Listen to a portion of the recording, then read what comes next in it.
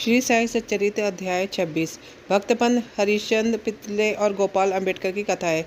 इस सृष्टि में स्थूल शुक्र चेतन और जड़ आदि जो कुछ दृष्टिगोचर हो रहा है वह सब एक भ्रम है और इसी एक अद्वितीय वस्तु भ्रम को ही हम भिन्न भिन्न नामों से संबोधित करते तथा भिन्न भिन्न दृष्टियों से देखते हैं।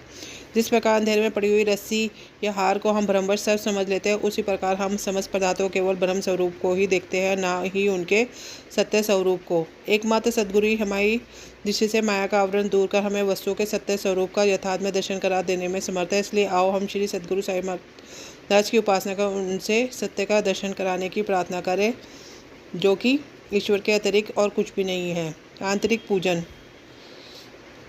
श्री हेमाडपंत उपासना की एक सर्वदा नवीन पद्धति बताते हैं। वे कहते हैं कि सद्गुरु के पाद प्रक्षालन के निमित्त अनंत अक्षु के उष्ण जल का प्रयोग करो, उनमें सत्य प्रेम रूपी चंदन का लेप लगाकर दृढ़ विश्वास रूपी वस्त्र पहनाओ तथा अस्त्र सात्विक भावों के स्थान पर कोमल और एकाग्र चित्त रूपी फल उन्हें अर्पित करो। भाव रूपी बुक्का उनके श्री मस्तक पर लगा भक्ति की कचनी बांध अपना मस्तक उनके चरणों में रखो। इस प्रकार श्री साई को समस्त आभूषणों से विभूषित कर उन्हें अपना सर्वस्व निछावर कर दो। उष्णता दूर करने के लिए भाव की सदा चवर डुलाओ। इस प्रकार आनंददायक पूजन कर उनसे प्रार्थना करो, हे प्रभु साई, हमारी प्रवृत्ति अंतर्मुखी बना दो, सत्य और असत्य का विवेक दो तथा संसारिक पदार्थों से आसक्ति दूर कर हमें आत्मभूति प्रदान करो। हम अपनी काया और प्राण आपके श्री चरणों में अर्पित करते हैं। हे प्रभु साई, मेरे नेत्रों को तुम अपने नेत्र बना लो ताकि हमें सब दुख का अनुभव ही ना हो। हे साई, मेरे शरीर और मन को तुम अपनी इच्छा अनुकूल चलने दो तथा मेरे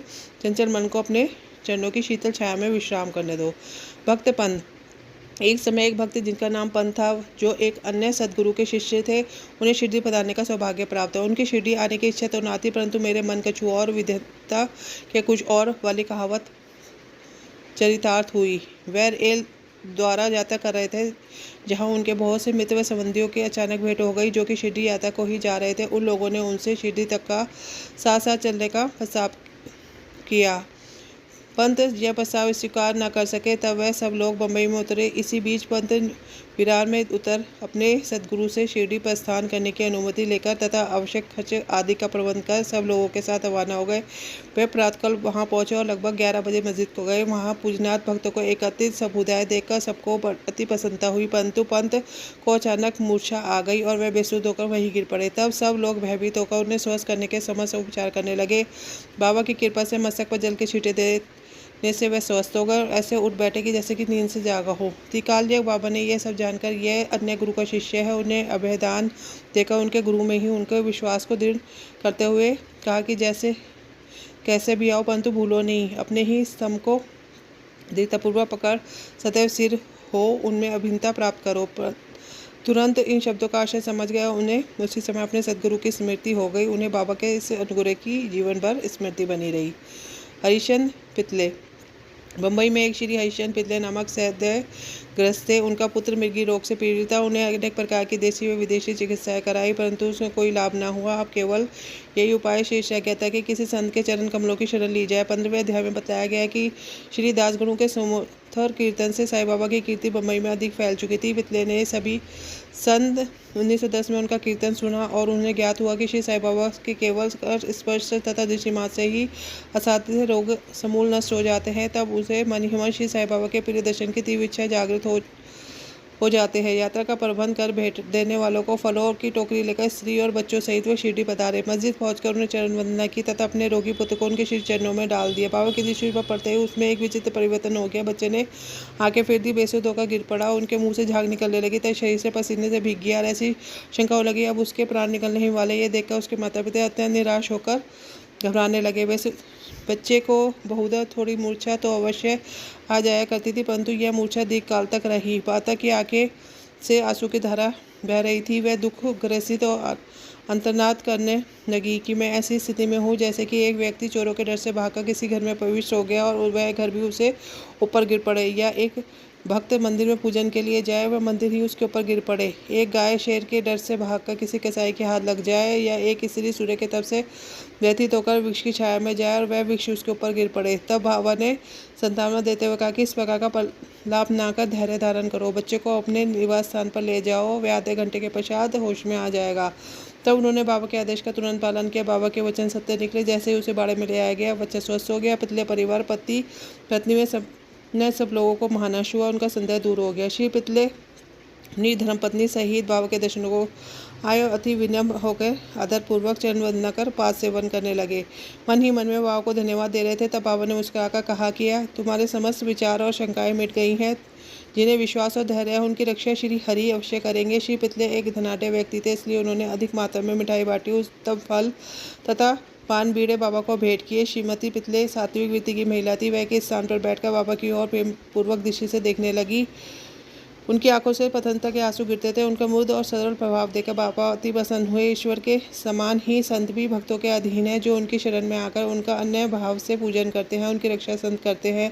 शिरडी में कुछ दिन सुखपूर्वक व्यतीत कर पितले परिवार बाबा के समीप मस्जिद में गया और चरण वंदना कर शिरडी से प्रस्थान करने की अनुमति मांगी। बाबा ने उन्हें उदी देकर आशीर्वाद दिया। पितले के पास बुलाकर कहने लगे, बापू, पहले मैंने तुम्हें 2 रुपये दिए थे, अब मैं तुम्हें 3 रुपये देता हूँ। इन्हें अपने पूजन के स्थान पर रखकर नित्य उसका पूजन करो, इससे तुम्हारा कल्याण होगा। श्री पितले ने उन्हें प्रसाद ऊपर ग्रहण कर बाबा को पूर्ण साष्टांग नमस्कार किया तथा आशीष के लिए प्रार्थना की। उन्हें एक विचार भी आया कि प्रथम अवसर होने के कारण मैं उसका अर्थ समझने में असमर्थ हूँ। 2 रुपये मुझे पहले कब दिए थे? वे इस बात का स्पष्टीकरण करना चाहते थे, परंतु बाबा मौन ही रहे। बम्बई पहुंचने पर उन्होंने अपनी वृद्ध माता को शिरडी की विस्तृत बात बताई तो उन्हें 2 रुपये की समस्या भी उनसे कही। उनकी माता को भी पहले तो कुछ समझ नहीं आया, परंतु पूरी तरह विचार करने पर उन्होंने एक पुरातन घटना स्मृति हो गई, जिससे यह समस्या हल कर दी। उनकी वृद्ध माता कहने लगी, जिस प्रकार तुम अपने पुत्र को लेकर श्री साईं बाबा के दर्शनार्थ गए थे, ठीक उसी प्रकार लेकर तुम्हारे पिता अनेक वर्षों पहले अक्कल उठकर महाराज के दर्शनार्थ गए थे। महाराज पूर्ण सिद्ध योगी काल यज्ञ और बड़े उदार थे। तुम्हारे पिता परम भक्त थे, इसी कारण उनकी पूजा स्वीकार हुई। तब महाराज ने उन्हें यथार्थ में 2 रुपये दिए थे, जिनकी उन्होंने जीवन पर पूजा की। इसके पश्चात उनकी पूजा यथावत न हो सकी, वह रुपये खो गए। कुछ दिनों के उपरांत उनकी पूर्ण स्मृति भी हो गई। तुम्हारा सौभाग्य है जो श्री अक्कलकोट का महाराज ने साई स्वरूप में तुम्हें अपने कर्तव्य पूजन की स्मृति कराकर आपत्तियों से मुक्त कर दिया। अब भविष्य में जागरूक रहकर समस्त शंकाएं सोच विचार छोड़कर अपने पूर्वज को स्मरण कर रिवाजों का अनुसरण कर उत्तम प्रकार का आचरण अपनाओ। अपने कुल देव तथा इन रुपयों की पूजा कर उनके यथार्थ स्वरूप को समझो और संतों का आशीर्वाद ग्रहण करने में गर्व मानो। श्री साई समर्थ ने दया कर तुम्हारे हृदय में भक्ति का बीजोरोपण कर दिया है। अब तुम्हारा कर्तव्य है कि तुम उसकी विधि करो। माता के मधुर वचनवत के श्री पितले का अत्यंत हर्ष हुआ। उन्हें बाबा की काल्यकता विदित हो गई और उनके श्री दर्शन का भी महत्व ज्ञात हो गया। उसके पश्चात वे अपने व्यवहार में अधिक सावधान हो गए। श्री अम्बेडकर पुणे के श्री गोपाल नारायण अम्बेडकर बाबा के परम भक्तों में से एक थे, जो ठाणे जिराव जवाहर स्टेट के अधिकारी विभाग में 10 वर्षों से कार्य करते थे। वहाँ से सेवानिवृत्त होने पर उन्होंने अन्य नौकरी ढूंढी, परंतु वे सफल न हुए। तब उन्हें दुर्भाग्य ने चारों ओर से घेर लिया, जिससे उनकी आर्थिक स्थिति और भी अधिक दयनीय हो गई। इसी परिस्थिति में उन्होंने 7 वर्ष व्यतीत किए कि प्रति वर्ष शिरडी जाते और अपनी दुखदायी कथा वार्ता बाबा को सुनाया करते थे। सन 1916 में उनकी स्थिति और भी अधिक चिंताजनक हो गई। तब उन्होंने शिरडी जाकर आत्महत्या करने को ठानी। इसलिए वे अपनी पत्नी को साथ लेकर शिरडी आए और वहाँ 2 मास तक ठहरे। एक रात को दीक्षित बाड़े के समीप एक बैलगाड़ी में बैठे बैठे उन्होंने कुएं में गिरकर प्राणत्याग करने का और साथ ही बाबा ने उनकी रक्षा करने का निश्चय किया। वहीं समीप एक ही भोजनालय के मालिक श्री सगुण मेरुनायक ठीक उसी समय बाहर आकर उनसे उस प्रकार वार्तालाप करने लगे, क्या आपने कभी श्री अक्कलकोट महाराज की जीवनी पढ़ी है? सगुण से पुस्तक लेकर पढ़ना प्रारंभ किया। पुस्तक पढ़ते पढ़ते हुए एक ऐसी कथा पर पहुंचे जो इस प्रकार थी कि श्री अक्कलकोटकर महाराज के जीवन काल में एक व्यक्ति असाध्य रोग से पीड़ित था। जब वह किसी प्रकार भी कष्ट सहन न करे तो वह बिल्कुल निराश हो गया और एक रात्रि को कुएं में कूद पड़ा। तत्क्षण महाराज वहां पहुंचे और उन्हें स्वयं अपने हाथों से उसे बाहर निकाला। वह उसे समझाने लगे, तुम्हें अपने शुभ अशुभ कर्मों का फल अवश्य ही भोगना चाहिए। यदि भोग अपूर्ण रह गया हो तो पुण्य धारण करना होगा। इसलिए मृत्यु से यह शेष करे कि कुछ काल तक उन्हें सहन कर पूर्व जन्मों के कर्मों का भोग समाप्त कर सदैव के लिए मुक्त हो जाओ। यह सामयिक और उपयुक्त कथा पढ़कर अम्बेडकर को महान आश्चर्य हुआ। वे द्रवित हो गए। यदि इस कथा द्वारा उन्हें बाबा का संकेत प्राप्त न होता तो अभी तक उनका प्राणांत ही हो गया होता। बाबा की व्यापकता और दयालुता देखकर सभी उनका विश्वास दृढ़ हो गया और वे बाबा के परम भक्त बन गए। उनके पिता श्री अक्कलकोट महाराज के शिष्य थे और बाबा की इच्छा भी उन्हें उन्हीं के पचिन्हों का अनुसरण कराने की थी। बाबा ने उन्हें आशीर्वाद दिया और अब उनका भाग्य चमक उठा। उन्होंने ज्योतिष व शास्त्र के धन में निपुणता प्राप्त की और उसमें बहुत उन्नति कर ली और बहुत सारा धन अर्जित करके अपना शेष जीवन सुख और शांतिपूर्वक व्यतीत किया। इसी के साथ साई चरित्र का 26वां अध्याय पूर्ण होता है। श्री सद्गुरु साईनाथ अर्पणमस्तु। शुभम मुक्ति। ओम साईनाथ।